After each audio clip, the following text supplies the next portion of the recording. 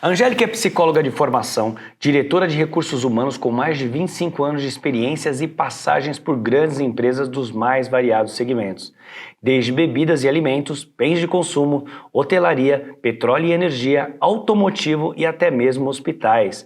Além disso, toca em paralelo o seu consultório de psicologia. Hoje, ela vem aqui no Executive Talk falar um pouco sobre a saúde mental do profissional na pandemia e os danos pós-traumáticos causados por ela. Espero que gostem do papo.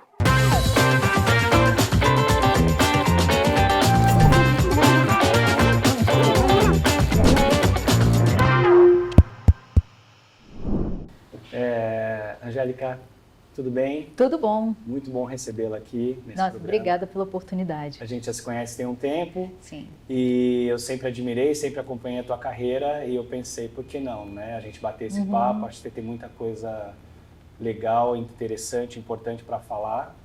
E eu sempre começo perguntando quem é você, quem é a Angélica, como começou a tua carreira. Queria que você contasse um pouquinho de você pra gente.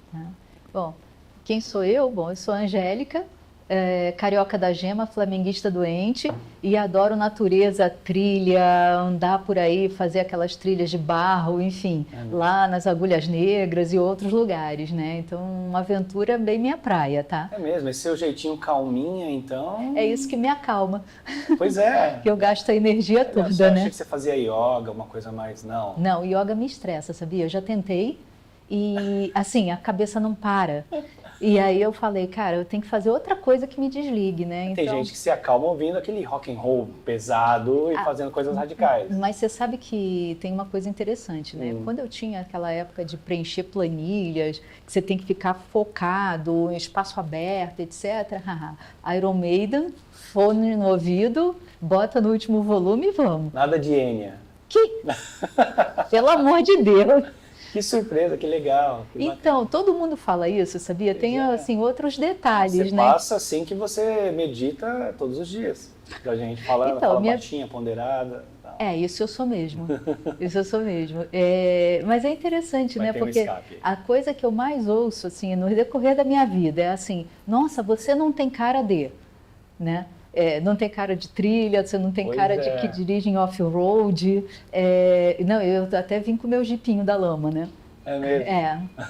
Vim com ele. A outra é a tatuagem, que eu curto pra caramba. Então todo mundo olha pra mim assim, tipo, nossa, você? Eu falei, gente, mas o que houve? Legal. E a sua carreira, como começou? Você é psicóloga, né? Sou psicóloga formada na PUC do Rio.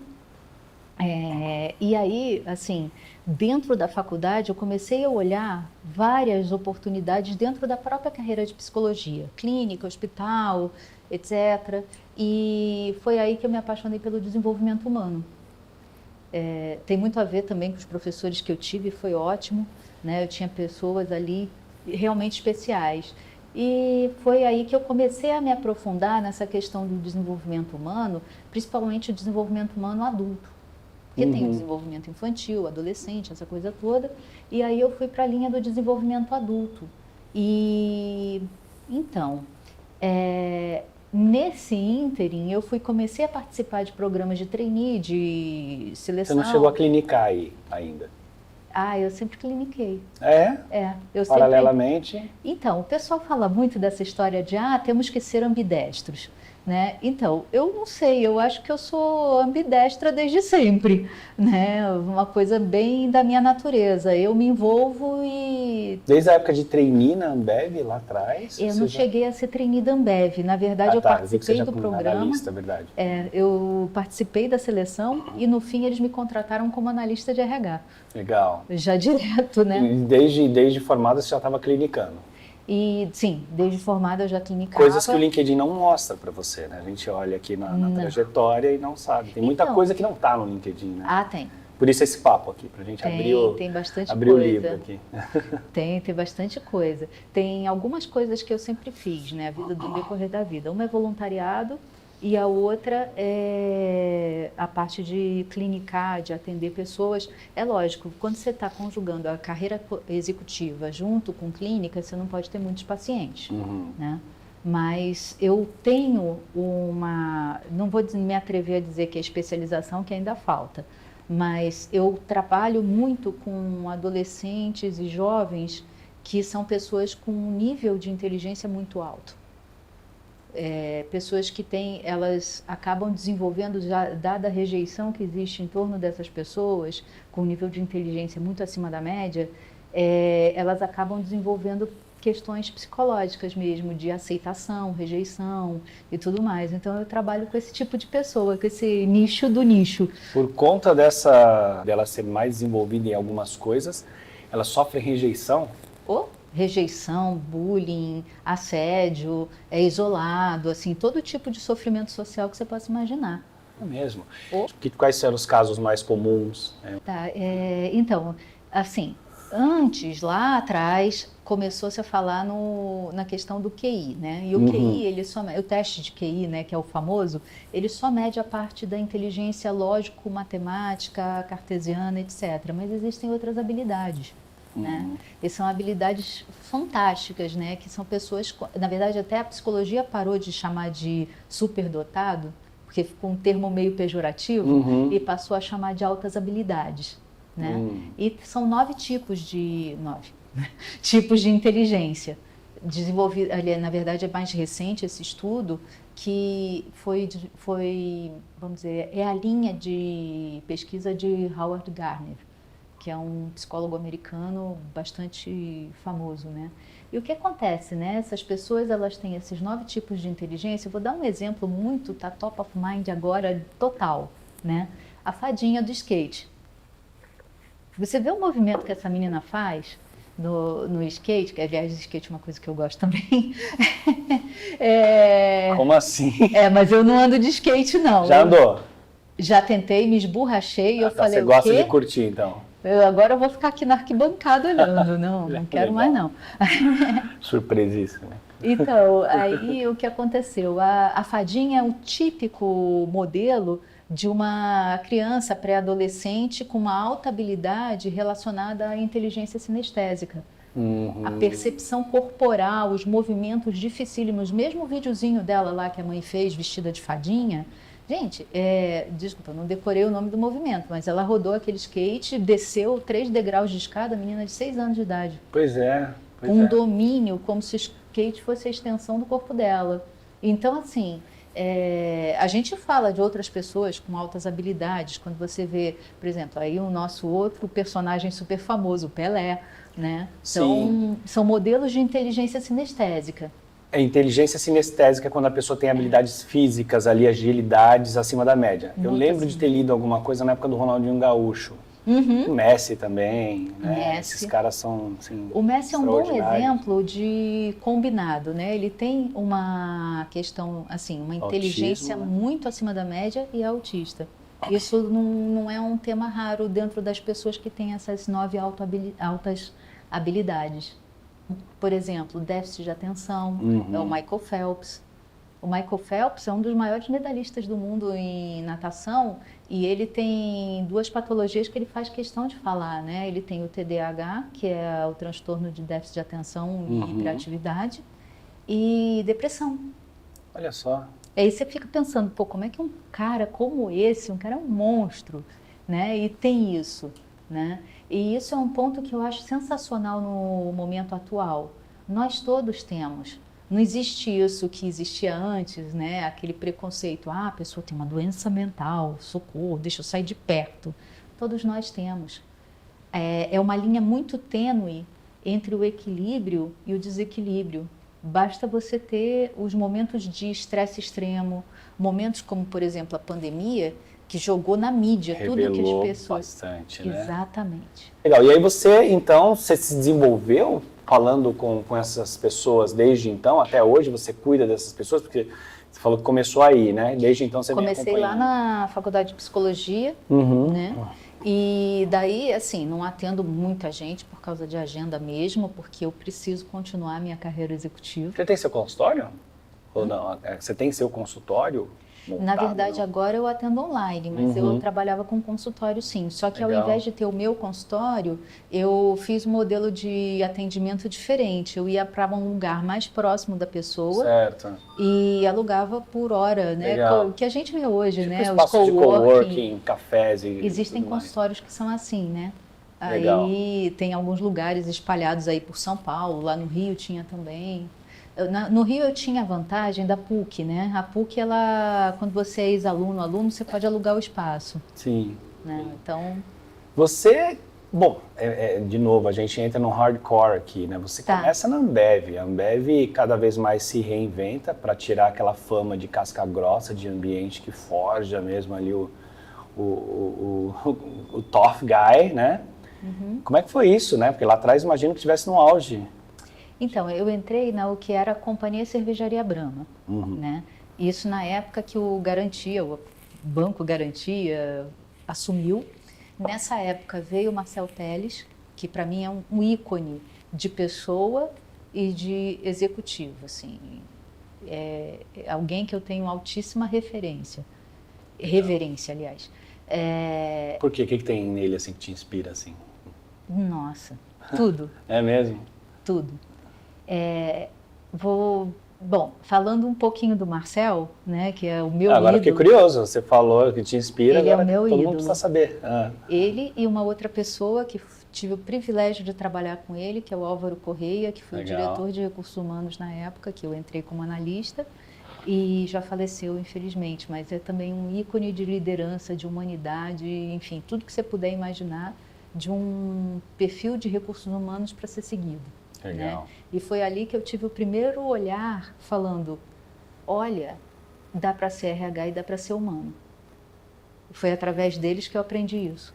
O RH tinha essa cara, porque hoje em dia o RH é talvez a parte mais humana, sei lá, de 10 anos para cá, mudou bastante, né? Eu fiz FIA e lá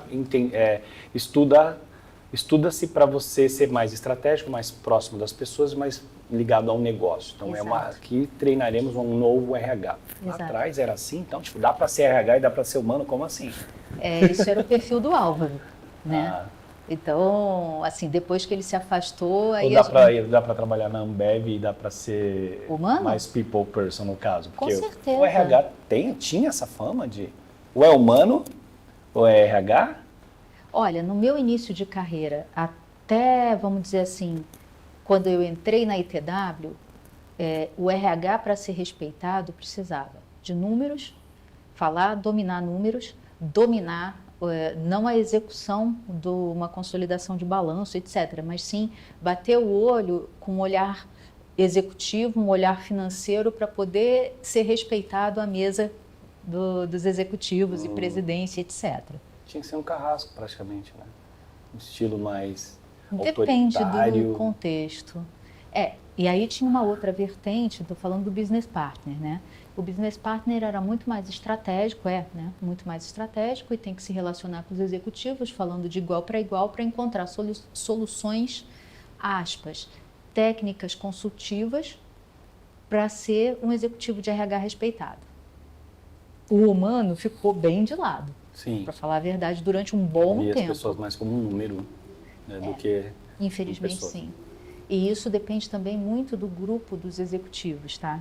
Porque quando você tem uma empresa onde as outras lideranças são mais números e não querem ver ambiente ou veem só por uma questão de, vamos dizer, de imagem na Bolsa de Valores, de acionistas, etc., aí a conversa é outra, né? Eu tive o privilégio de trabalhar em empresas que eles ouviam o que eu vinha propondo. Então, assim, não consegui fazer, em alguns lugares, não consegui uma transformação radical. Mas, sabe aquela, você planta a semente e o cara começa a falar, cara, eu não tinha pensado nisso, você tem razão. Acho que nesses últimos 20 anos, talvez, pela conversa que eu tenho com os RHs, muitos deles tentaram fazer isso ou plantaram sementes, conseguiram plantar sementes por onde passaram. Incrível, como eu, várias vezes conversando com RH, eles me falam, cara, aqui é assim, eu estou tentando implantar aquilo, esse lado mais estratégico, esse lado mais humano e tal, mas tem muita resistência. A gente Beleza, aí eu vou resistência. conversar com outro daqui a um ano, outro, mesma coisa, e outro, mesma coisa. Então, você sabe o que eu acho? Aí é achismo mesmo, não vi nenhum estudo, white paper, nada disso. Eu acho que a geração mais jovem vai fazer uma virada importante.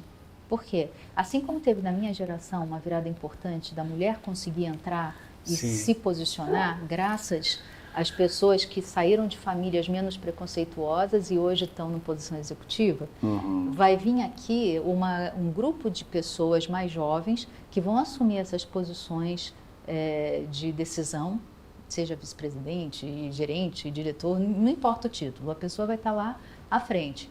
Essas pessoas estão vivendo agora um momento da pandemia. E aí, sim, essa virada vai acontecer da humanização. Da humanização sem ser piegas, né? Porque também, assim, a gente tem que saber, tem que ter um olho clínico para separar joio do trigo, né? Porque tem a turma que adora um colo e fica lá, né? Se você não tira do colo, não sai, né? Pois não sai, não vai fazer, né? Então, é isso que me chama a atenção. Mas, de qualquer maneira, a gente tem que ter uma antena boa. Eu acho que é isso que o executivo de RH precisa. Ter uma antena boa, um olhar apurado para conseguir ver a hora que tem que ceder um pouco e a hora que tem que puxar um pouco. Porque a gente veio num nível de pressão antes da pandemia, todas as empresas, né? Os níveis de pressão foram assustadores, né? Por uma questão de ter que reportar resultado, ter que fazer acontecer, aquela coisa bem forte, né? Só que o outro lado foi sendo deixado de lado. Se a gente faz uma estatística, eu realmente não tenho esse número, eu tenho curiosidade de ver. Mas, assim, aquelas estatísticas do tipo, quantos executivos se separaram por algum motivo, tipo excesso de dedicação à carreira, quantas pessoas adoeceram, não importa. Deixaram de ver o filho crescer e se arrependem muito por isso. Eu queria só explorar um pouco da carreira, porque assim, claro. Aqui temos Ambev, depois nós temos só bandeira pesada, né? Kimberly-Clark, não vou nem falar do Accor, IBM, ITW. São indústrias diversas. Bom, dentro dessa trajetória, passando por diversas empresas, todas de grande porte, né? Tem uma linha mestra, né, na minha carreira, que é o que eu mais gosto de fazer, transformação. Então, assim, se eu vou para um lugar que está tudo formatadinho, tem que seguir aquelas regrinhas, não sair fora daquele quadradinho, eu fico desmotivada, assim, a motivação vai lá para o fundo do poço. Né? Eu gosto de situações assim, daquelas transformações organizacionais onde a empresa se prepara para crescer, para expandir, né? Porque também tem aquelas outras que são as reestruturações e aí demite zilhões de pessoas. Eu sou capaz de fazer, mas eu estou falando agora do que eu gosto de fazer, diferente, né? O que pode, de fato, né, é outra coisa. Exatamente. Então, em todas essas empresas, o que aconteceu? Quando eu entrei na Brahma, né, que depois virou Ambev, eu entrei justamente pegando a transformação dela de empresa familiar, uma cervejaria muito tradicional, com modelos de gestão muito diferentes, e chega o Grupo Garantia. E aí eles fizeram uma oxigenação forte na organização, trazendo pessoas que hoje você vê, estão como CEOs e por aí vai, né? Apostaram demais na formação dessas pessoas. Eu, inclusive, estava lá no meio, vivendo esse momento, né? Numa função analista, fui crescendo, coordenadora e tudo mais, mas sempre ligada a projetos especiais lá dentro. Aí eu falei, cara, isso é muito legal de fazer. Legal. Né? O que aconteceu? Eu fui para a área, foi aí que começou, por isso que eu estou falando um pouco mais dessa fase. Foi ali que começou, que eu comecei a perceber o seguinte, como é trabalhar num modelo multifuncional. Eu era RH, dentro de uma estrutura de revendas, trabalhando com pares de áreas totalmente diferentes, e a gente era como se fosse uma mini consultoria lá dentro para fazer todo o redesenho da rede de revendas da empresa na época. Né? Legal. Então, para mim, aí eu olhei e falei, cara, o mundo de RH não é esse mundo clássico do tipo, recebe currículo, a vaga está aberta, entrevista, tem muito mais. Contrata, demite e acabou. Né? Tem muito mais nesse mundão, né? E foi aí que eu fui parar assim, eu comecei a ler sobre isso, me desenvolver nessa área, fiz MBA, não foi um MBA, na verdade, foi um banho de loja, vamos dizer assim, de administração, porque eu saí psicóloga e caí num grupo. Pois é, eu tô vendo aqui. Que eu ouvia eles falando e ficava, quê? né? Tem pós-graduação em Relações Internacionais pela USP, pós-graduação em Administração de Empresas Gerais, né? Fundação Dom Cabral, e o INSEAD, que é a especialização em Strategic Issues in M&A. M&A. Ficou muito corporativa você, hein? Muito legal. Fiquei. Isso ajudou bastante, né, a passar por esses cenários e trazer a estratégia do RH. Com certeza. Né? Não só e sendo respeitada, né? Porque sabia do que você estava falando e aonde você estava se metendo. Exatamente. Né? Isso ajuda bastante, esses badges, né? Sem dúvida. E esse conhecimento, que legal. E assim, quando olho o meu currículo, eu tenho realizações, eu tenho indicadores. Não é uma coisa assim, tipo, bom, eu fiz isso, eu fiz aquilo, mas quando você vai e mergulha mais fundo, bom, você é headhunter, sabe, né? Mergulha mais fundo, você não vê substância, né? Sim. Você não vê entrega, né? A pessoa fala, mas cadê a entrega, né? Exato. Mas voltando ali, quando fui para a Kimberly-Clark, eu fui para uma empresa que, na época que a Kimberly retornou ao Brasil. Eles tinham saído na época da hiperinflação, um período assim, muito tempo atrás, e voltaram para o Brasil adquirindo uma empresa familiar de fraldas e absorventes, que tinha aquela linha da Turma da Mônica. Aí, adivinha, né? Eu fui para lá com esse mandato, né, de transformação organizacional para transformar essa empresa familiar numa empresa multinacional e americana. Com autonomia para fazer. Total. Exatamente. Nesse caso, você tinha autonomia. Tinha autonomia, e foi aí. O grupo não era a Cor, era Grupo Posadas, a Cor comprou depois. Também, mesma situação, é isso que eu falo que é a linha mestra. Eu sou uma pessoa extremamente preparada para trabalhar com transformação organizacional, principalmente em situações de M&A. Pós-aquisição, integração, incorporação, enfim, aí é a minha praia. Que é onde a empresa fica um caos, né? Até a cabeça das pessoas que ficam, que são incorporadas, fica todo mundo preocupado e tal. Sim. Qual que é o papel bacana que o RH tem que fazer nesse momento? Porque a minha vida inteira eu recebo ligações de pessoas que foram adquiridas. Sim. A empresa foi adquirida e falou, não sei o que vai ser de mim aqui. Tá vindo mais um cara da minha posição e tal. Qual que é o papel do RH para mitigar, né, para diminuir esse estresse? Comunicação. Eu até falo para você o modelo que, na verdade, fui eu que desenhei esse modelo para aplicar na América Latina, que na BJ Services. A BJ ela foi adquirida pela Baker Hughes. Todo mundo ficou apavorado, porque tem um momento que a gente não pode fazer grandes comunicações, isso tudo por causa da parceria na hora da aquisição. Quando eles estão negociando, o RH não entra, a gente entra no pós. Então, enquanto está naquela fase de aproximação, Letter of Intention, LOI, né, que o pessoal faz, a gente não pode abrir a boca sobre o assunto, porque o negócio pode voltar para trás, né? E aí, criou todo o ruído. Mas você acha... Ser humano vaza até pensamento, né? Não tem como, né? Começa a perceber. Sim. Então, o que aconteceu? Eu tive o privilégio de trabalhar com um diretor financeiro muito gente boa e um cara muito aberto, assim, cabeça boa, sabe? E aí nós montamos junto um plano de comunicação, eu e ele. E assim, toda sexta-feira, 3 horas da tarde, naquela época a gente não estava em várias localizações, não tinha tantos recursos de tecnologia, então a gente deixava era no áudio mesmo, no conference call. A gente falava com todos os países da América Latina e com a equipe do corporativo, que ficava no corporativo. Como o espaço era aberto, a gente fez um esquema meio estilo Brahma da época que eu trabalhei. A gente chegava lá e falava, pessoal, assim, pegava um copo, uma colherzinha, plim, plim, plim, plim, plim, vamos conversar.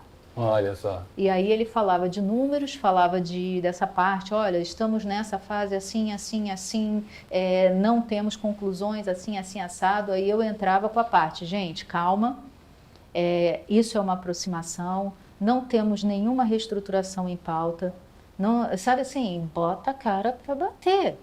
Não tem como se esconder atrás da mesa. Debaixo da mesa, né? Mas aí a gente está falando do tipo, você vem com essas notícias, não necessariamente verdade ou mentira, poderia não ser isso, né? Mas isso eu não faço. Não? É isso que eu ia te perguntar. E quando não é? Dá para ser comunicativo, dá para comunicar? Dá. E falar, temos uma reestruturação. Eu falo. Legal. Já briguei com muito chefe meu, assim, que queria me jogar pela janela. Eu falei, mentir, eu não minto. Ah, mas você podia dizer para eles que ainda não está em pauta. Não, isso é mentira. Eu já me ferrei muito por causa disso, tá? Eu acho que é uma responsabilidade não só do RH, eu acho que é uma responsabilidade e posso expressar isso? Me fugiu agora uma expressão mais viável, mas assim, é humano, respeito, é ética. Sim. Você falar. O que eu não posso dizer, por exemplo, já aconteceu na BJ, tá? Vou te dar esse exemplo até. Você chegar e falar, não tem em pauta uma reestruturação. Não, é assim, a gente ainda não tem decisões sobre reestruturação, mas que vai acontecer, vai. Porque tem equipes que estão duplicadas. Esse é o ponto que deixa todo mundo em pânico, né? Em geral, mas geral. Você sabe que tem lugares que aí absorvem depende muito do que a empresa tem como propósito estratégico, né? Ela está comprando para crescer naquela geografia, ela está comprando para fazer, por exemplo, um trabalho como o da ITW. Foram 34 CNPJs. Quando eu entrei lá, eram 34 CNPJs. E aí, assim, entrei toda feliz e contente, eba, vamos transformar, né? Toda feliz e contente, motivada. Só que, assim, a gente vai ter que começar a juntar e dividir isso em 7 segmentos. Eu falei, o quê? 34 cabendo em 7 silos? Bom, vamos que vamos, né? E aí sim, aí tem que ter reestruturação em alguns casos, mas só que eles estavam fazendo uma expansão para crescer em geografias diferentes, né? Então o Brasil era um foco, o BRICS era a área foco deles na época. Então nesse caso, por exemplo, tinham profissionais muito especializados em solda, por exemplo. Você não acha? Sim. Então você tem que reter o cara, não tem como. Né? E aí é um trabalho que o RH tem que mergulhar nisso e falar quais são as cadeiras que a gente tem que preservar. Voltando lá na época da Brahma, né? Minha Bíblia. Grande escola. Foi. Eles tomaram uma decisão muito... Como é que eu vou dizer? Ela foi pensada, mas foi uma decisão que gerou consequências muito fortes para a cerveja, o produto. Eles decidiram fazer uma reestruturação de toda a área de especialistas em cervejaria. Os mestres cervejeiros, técnicos de cervejaria. Só que ali, a matéria-prima mais preciosa que uma empresa pode ter é aquela pessoa de P&D dentro do core business. Sim. Então, nessa época, eles fizeram um programa de trainee para cervejaria, tal, e demitiram os mais antigos. A rejeição do mercado foi absurda. Por quê? Porque eles entendiam que se aquele mestre cervejeiro que existiu lá, formado na Alemanha e que trabalha por 30 anos na Brahma, agora não está mais lá, entrou um garoto, é um viés inconsciente, vamos combinar. Mas, então, o que esse garoto está fazendo com a qualidade da cerveja que eu bebo? Acho que eu não quero mais beber Brahma. É mesmo? Isso refletiu? Reflete no produto. Esse tipo de informação. Por isso que eu acho altamente estratégico o RH não ficar olhando só as cadeiras dos estrategistas ou dos executivos, vamos chamar assim. Você tem que fazer um mapa, como foi feito na ITW, no caso da ITW foram 400 cadeiras imperdíveis, vamos chamar assim. Caramba. Mas eram quantos? Mais de 5 mil pessoas? Quantas pessoas? Na época que eu entrei eram 6.700 pessoas. Bastante gente. Foi bastante gente, o Brasil todo. E daí a gente mapeou as cadeiras. Quando você fala de quase 500 cadeiras, a gente está falando de cadeiras que não são só executivas. A gente está falando de engenharia, principalmente de projeto. Estava falando de pesquisa e desenvolvimento para aplicação e para desenvolvimento base zero de produto. Estava falando de plano de sucessão, então tinha assessments de pessoas proeminentes, protagonistas, que a gente precisava saber se essa pessoa chegaria à frente, chegaria longe. O perfil target da ITW, o que foi? Eram empresas pequenas ou médias, familiares, que tinham um produto único que tinha adesão ao portfólio da empresa, né? Só que o que acontece? a maioria das famílias, quando vendem seus negócios, eles querem sair, eles não querem ficar como executivos. Sim. É muito raro, um ou outro até, sei lá, o filho, o neto quer continuar, oba, vou ter carreira executiva bacana, né? Mas você imagina um vão que ficou na área comercial, na área administrativo-financeira e tudo mais. Uma perda de informações ali, né? Então o RH entra ali fazendo acordos, né? Para que, por exemplo, vou te dar um caso real, que foi quando houve a aquisição da Perfecta em Curitiba, na região de Curitiba. A filha do dono era diretora administrativo-financeira. Então, você tem que entrar junto, aí é assim, tem que ter uma parceria, quase uma gêmea com a diretoria financeira. E o jurídico também tem que estar todo mundo juntinho, amiguinho. Né? Então, para a gente entrar e conversar com essa pessoa e falar, a gente não pode abrir mão de você durante um período até que a gente tenha, além de uma diretoria financeira vinda de mercado, uma passagem de bastão adequada, porque quando você faz isso, se você tem uma ruptura, né, você perde histórico, você perde, sei lá, reputação, são os clientes, o balanço e por aí vai. Coisas do M&A que quase ninguém vê, né? Não. Você fala, adquirir uma empresa, legal, mas tem muita coisa por trás. Você está falando de pessoas, né? Mas tem na área financeira, tem outros todas as problemas, áreas. Comercial, enfim. Legal. Eu queria entrar em um assunto contigo sobre essa questão, né? Que a gente começou a falar da saúde mental nessa pandemia. Eu estava lendo algumas coisas aqui, então tem dados apresentados aí no Fórum Econômico Mundial que mostra que a economia global desperdiça anualmente 1 trilhão por não tratar a ansiedade e a depressão de forma preventiva. É absurdo, né? Eu não imaginava um número desse tamanho. Só no Brasil, para você ter ideia, tem a concessão de auxílio doença e aposentadoria por invalidez, devido aos transtornos mentais e comportamentais, bateu em 2020 um recorde, numa soma aí de 576 mil pessoas afastadas por questões de estresse, de saúde mental e tal. O que você acha que as empresas estão fazendo a respeito? Me conta um pouquinho sobre isso. Então, falando de saúde mental, né? Assim, eu acho que existe um marco muito forte, né? Sabe aquela antes e depois, né? Como se fosse antes e depois de Cristo, vai? Pois antes e depois da mas pandemia. tem os antes e depois da Segunda Guerra. Também. Essas coisas vêm para deixar uma marca no planeta. Deixa. É um divisor de águas. É um divisor de águas e é uma marca que é como se fosse uma cicatriz. Alivia, mas não apaga. Pois né? Pois é. Então, o que aconteceu? A pandemia em si, ela mexeu com o sistema límbico do ser humano, de todos nós. Porque, assim, o ser humano conseguiu se preservar e existir até hoje, porque desde a época das cavernas vive se protegendo e querendo segurança. Sim. Assim, sei lá, é DNA, é o cérebro, ou por onde você queira pesquisar, é isso que o ser humano busca, né? Segurança e proteção. Proteção, né? E foi assim o que aconteceu? O ser humano foi se adaptando e não era a espécie mais forte naquela época, né? Teve mamute que acabou, né? Vamos dizer, a espécie mamute, ela foi extinta. E o ser humano está aqui. Sim. Por quê? Porque tem uma alta adaptabilidade, um alto senso de como se proteger, né? Isso vem embutido, vem de Consegue fábrica. mudar facilmente a direção, a rota, para se manter, né? Exatamente. E o que a pandemia fez foi, puxou o tapete mesmo do mundo. O mundo ficou como se fosse poeira suspensa. E assim, o que a gente faz agora nessa situação?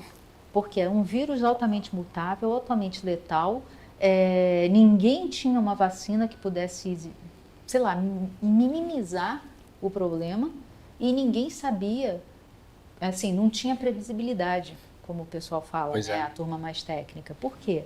Antes, assim, é outra coisa, né? O ser humano fica procurando lógica nas coisas, Sim. que é natural da nossa cabeça isso, né? Imutável. Estavam procurando uma lógica. Isso vai pegar mais nos idosos e pessoas que estão em tratamentos tipo câncer, tal. Criança não pega. Pega sim. Mas a gente descobriu isso ao longo do tempo? Ao longo do tempo. Ao longo do tempo, né? Porque no começo é só idoso, fica tranquilo que isso aí não pega gente mais nova. Exatamente. Daqui a pouco começou a morrer gente de 30 anos, 20 anos. Isso. E tal, aí o negócio ficou pânico, aí né? Pegou.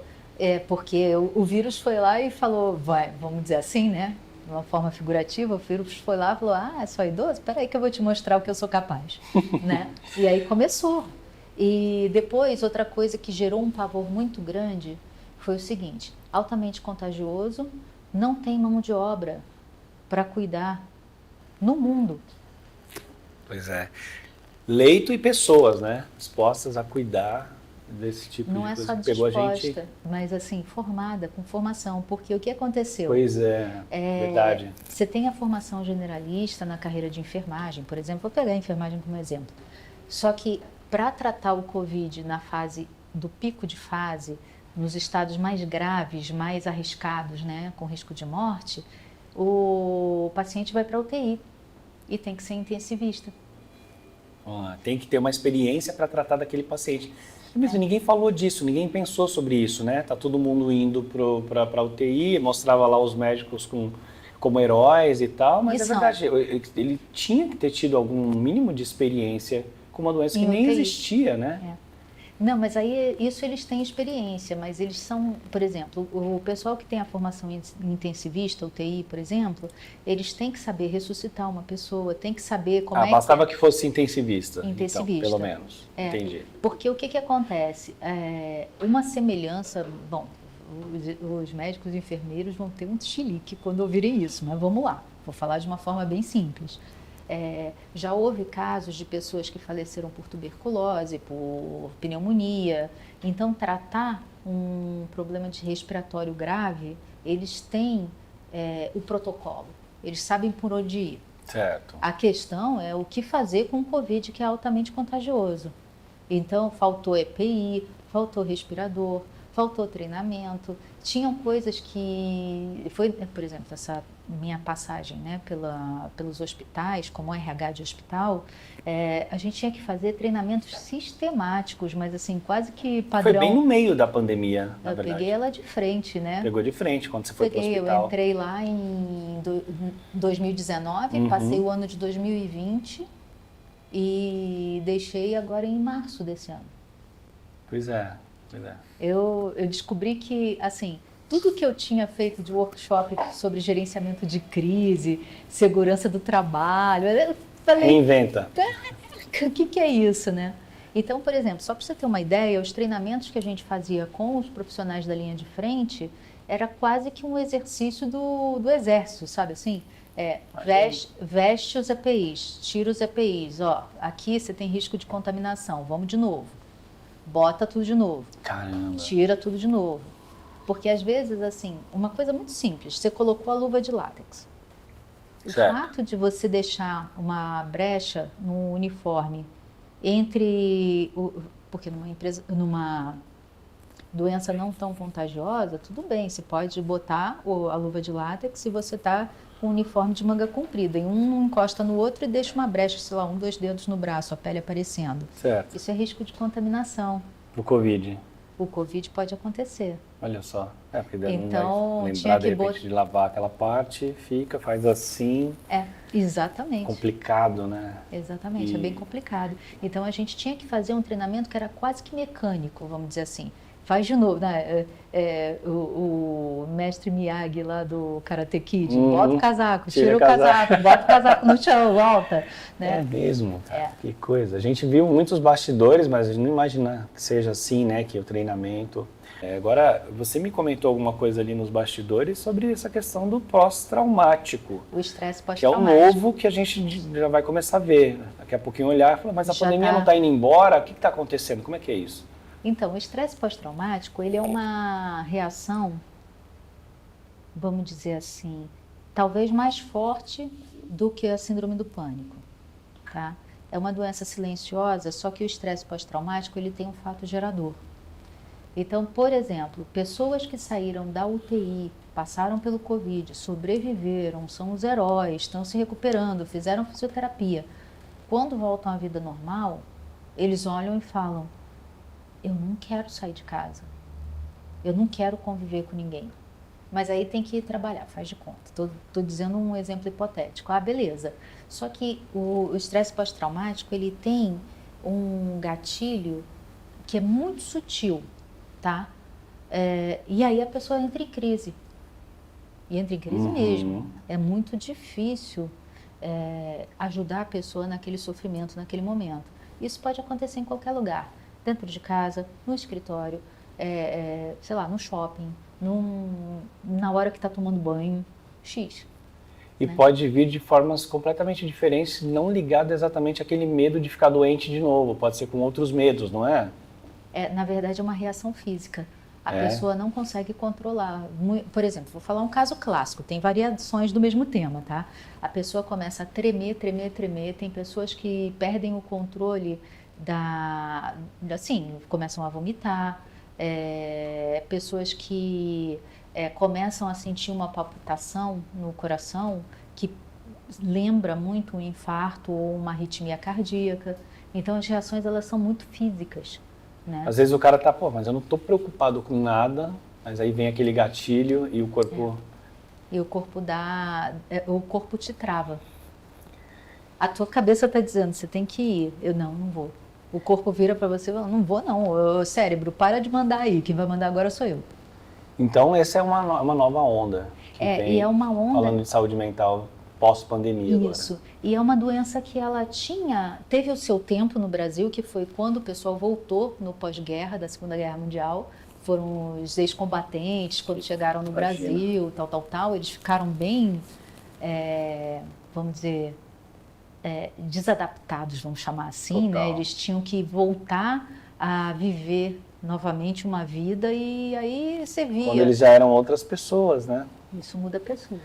A gente virou outra pessoa depois da pandemia. O híbrido é uma boa solução. Legal. Só para fechar, você acha que as empresas já estão cuidando ou precisam já prestar atenção nessa questão do pós-traumático que vem por aí? Você já viu algum movimento de empresa cuidando disso? Não? Como é que tá isso? Eu acho assim, cuidado todo, né?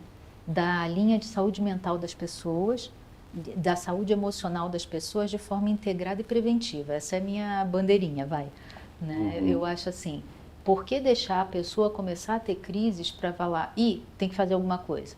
Se você pode ajudar essa pessoa a ter um espaço, que aí tem de novo a linha tênue, né? O RH está ali, ainda que eu seja psicóloga, vamos dizer assim, eu estou com chapéu de RH. Então, não posso entrar num propósito de tratar as pessoas, eu, Angélica, né? Mas eu posso conseguir fornecer um tipo de benefício que muitas empresas estão fazendo, para que essas pessoas se sintam à vontade de buscar terapia, de buscar, não sei, alternativas como o mindfulness, yoga, ou enfim, o que for melhor, ou sei lá, o Iron Maiden. Ou o Iron Maiden fazendo trilha. Tipo isso, sei lá, tem de Qualquer tudo. coisa que sirva, mas né? Aquilo que te estabiliza. Porque cada um tem o seu modelo, tem a sua forma, né? Tem gente que fica lá, sei lá, fazendo jardinagem. Tem gente, pra você ter uma ideia, eu tive uma colega de trabalho que ela não conseguiu também, ela estava na mesma linha que eu, não conseguia fazer yoga, não conseguia fazer meditação, ela começou a fazer bordado. Olha só. Aí o bordado desligou ela. Deixou e aí ela recuperou, super. Que bacana. Recuperou a energia, tudo mais, enfim. Né? Então, você precisa encontrar, né? Não precisa ser o que serve para você não vai servir para mim. Isso. Vice-versa. É claro que tem linhas tipo Mindfulness Yoga que elas são as mais, né? Atinge muita gente, né? Mas tem outras, né? Não é só isso. Mas o importante é encontrar o eixo, a gente encontrar o nosso eixo. E isso é via terapia. Se a pessoa já estiver num estado mais avançado, muito provável que tenha que ter um acompanhamento médico, né? E tem outros fatores, vamos falar mais avançado ainda, que é o seguinte: quando a pessoa entra numa trajetória, vamos dizer, ansiedade, vou pegar a ansiedade que é um exemplo típico, né? Ela já foi num nível de querer ser forte tão grande que não é só a terapia, não é só o remédio, já afetou o coração, já afetou o estômago, já afetou o seu órgão físico de contato. Sintomático pra caramba a emoção, né? Exatamente. Então, assim, por isso que eu sou muito defensora da linha preventiva. Porque, assim, vou dar um exemplo que todo mundo nessa vida já passou. Você tem a prova do vestibular. Quem não ficou ansioso? Me conta. Pois é. A ansiedade é natural. Todos Nem nós dormia à temos. noite pensando Eu na também prova, não. né? Pensando na prova. E assim, não posso perder a hora, senão vai fechar o portão. Acordava no meio da noite, né? Tirava aquele cochilo, tá na hora, né? Eu tenho ansiedade para vir para cá fazer as entrevistas com vocês, né? Então, Como é que vai ser e tal, vai dar tudo certo. Porque isso né? é natural. É. O problema é a tal história do passou do ponto. Uhum, Né? exato. E aí, o que acontece? Se você começa a observar que você está tendo ansiedade, vamos pegar esse exemplo mais básico, né? Você está tendo ansiedade todo dia, toda hora, 5, 6 vezes por dia. Será que eu não preciso conversar com alguém especializado? Está acontecendo, né? É. Os dados estão aí, né? 1 trilhão por não tratar a ansiedade e a depressão de forma preventiva. Ou seja, essas empresas já estão fazendo esse movimento de tratar. Por causa da pandemia, continue. Porque agora vem o pós-traumático. Vem. Né? Que pode se manifestar de diversas formas. Ele se manifesta de diversas formas e das formas menos imagináveis. Né? Pois Ela não tem... porque, na verdade, ele mexe com alguma coisa que lembra algum trauma que a pessoa sofreu e aí liga todos os alertas de uma vez só. Que coisa. Como se fosse uma árvore de Natal, sabe assim? Vou te dar um exemplo da Segunda Guerra Mundial, dos ex-combatentes. Era muito comum do pessoal, assim, são relatos, né, que a gente vai ouvindo, vai lendo e tudo mais. A pessoa voltou da guerra, aí foi para uma festa de São João. Ouviu fogos. Aí vem nem isso, a criancinha brincando com aquele estalinho de jogar no chão e estourar. O cara saía correndo, se escondia debaixo do balcão de uma mesa, se protegia, começava a gritar. Isso é real? Esse exemplo? Esse exemplo é real. Muitos dos ex-combatentes da Segunda Guerra Mundial passaram por isso. É que essas pessoas acabaram já falecendo, não estão mais aqui, enfim. Mas quando você vê alguns filmes americanos, o estresse pós-traumático é muito presente. Já vi documentários também, o cara fica muito violento até dentro de casa, nunca mais se encontra. Né? Eles voltam de uma forma... Não é mais a mesma pessoa, ou, assim, é a mesma pessoa, mas, por exemplo, acontece, sei lá, por algum motivo, essa do estalinho, não sei como chama em São Paulo. Estalos Garoto, chama aqui. Ótimo, é esse. Né? Lá no Rio a gente chama de estalinho. Então, tem os casos das pessoas que não podem ouvir gotinha caindo. Sabe aquela história que você fechou mal a pia do banheiro, sei lá, da cozinha? E fica aquele plim, plim da gota caindo? Então, tinham pessoas, isso eu estudei lá na faculdade, né? Que entravam em crise por causa do barulho. Olha só. Aquilo... Né? A mente humana, né? Precisa de muito cuidado. Precisa. E aí, na cultura brasileira, isso não é tão comum, porque a gente, graças a Deus, nós somos muito felizes nesse nosso Brasil muito doido, mas não tem terremoto, não tem tufão, não tem furacão, não tem nevasca. Teve uma participação tão intensa na guerra em si. Né? A vivência de guerra, ela ficou lá na Segunda Guerra Mundial, só que aí veio a pandemia. Então, as pessoas que saíram da UTI, não raro, começam a lembrar, começam a ter flashes. Tem um nome técnico para isso, né?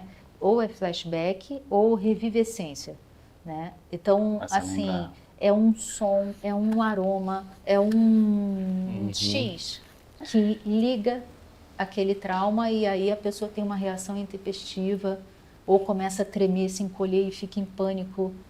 Né? Mas isso a gente está falando de gente que passou por isso, chegou aí para UTI, e o pessoal que ficou em casa ali, uma reunião atrás da outra, sem poder sair, aí sem poder dar conta e tal. Então tem também esse pós-traumático dessas pessoas. Né? Aí já é uma ansiedade extrema, síndrome de pânico, que lembra, mas é um mecanismo diferente. Se manifesta de outras formas, qualquer trauma que ele tenha tido lá na infância e tal, vai talvez se intensificar depois disso. Pode acontecer.